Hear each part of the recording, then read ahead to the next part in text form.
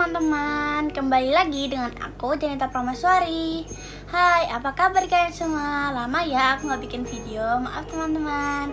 Dan hari ini aku mau bikin video tentang kisah perjalanan Nabi Muhammad SAW dalam peristiwa Isra Mi'raj. Yuk langsung aku ceritain ke kalian. Peristiwa Isra Mi'raj terjadi setelah dua orang yang paling Rasulullah cintai meninggal dunia. Kedua orang tersebut adalah paman Rasul yang bernama Abu Thalib dan istri Rasul yang bernama Siti Khadijah. Keduanya dikenal sebagai orang yang paling membela selama dakwah Rasulullah di Mekah. Sepeninggal Abu Thalib dan Khadijah, perjalanan dakwah Rasulullah semakin terasa sulit. Itu karena tidak ada lagi yang membela beliau dan menjadi pelipur laranya. Pada akhirnya Allah merencanakan perjalanan spiritual untuk Rasulullah. Isra Mi'raj adalah perjalanan spiritual untuk bertemu langsung dengan Allah Subhanahu wa Ta'ala dan melihat singgasananya. Maka sebelum melakukannya ada rangkaian spiritual yang harus dilalui Rasulullah lebih dahulu. Ritual spiritual dimulai ketika malaikat Jibril, Mikail, dan Israfil turun ke bumi, menghampiri Rasulullah SAW di suatu malam. Dengan secepat kilat mereka membawa Rasulullah ke sumur Zam-Zam di Mekah. Kemudian mereka memperlakukan Rasulullah dengan lembut dan meminta izin kepadanya untuk membelah dadanya. Selanjutnya, Jibril membasuh hati Rasulullah dengan air Zam-Zam. Jibril mengeluarkan wadah berisi iman dan hikmah yang menuangkan seluruh isi dalam wadah tersebut ke hati Nabi, sehingga ilmu hikmah, ilmu yakin, dan Islam telah mengkristal dengan hati Rasulullah. Persiapan sudah selesai. Selanjutnya Rasulullah dibawa oleh para malaikat menuju Sidratul Muntaha menggunakan kendaraan yang bernama buraq.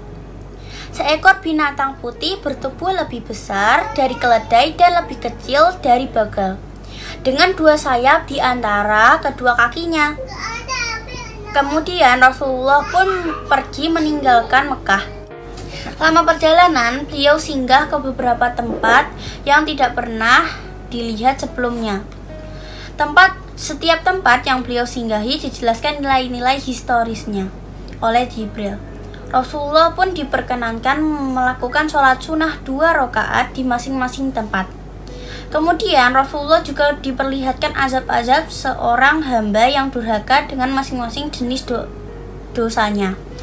Tempat dan peristiwa yang disaksikan Rasulullah itu menjadi pelajaran ibrah yang berharga untuk beliau. Setelah melakukan perjalanan Isra, Rasulullah dan malaikat Jibril pun melanjutkan perjalanan ke Sidratul Muntaha, yaitu lapisan langit ke-7. Perjalanan spiritual ini dinamakan dengan Mi'raj. Jibril memeluk Rasulullah dan mencium bagian kening di antara kedua mata beliau sembari berucap, "Naiklah Muhammad, engkau adalah tamu yang mulia dan akan menghadap Tuhan yang maha mulia." Tanpa jeda yang lama, Rasulullah dan Jibril melangkahkan kaki menaiki Mi'raj.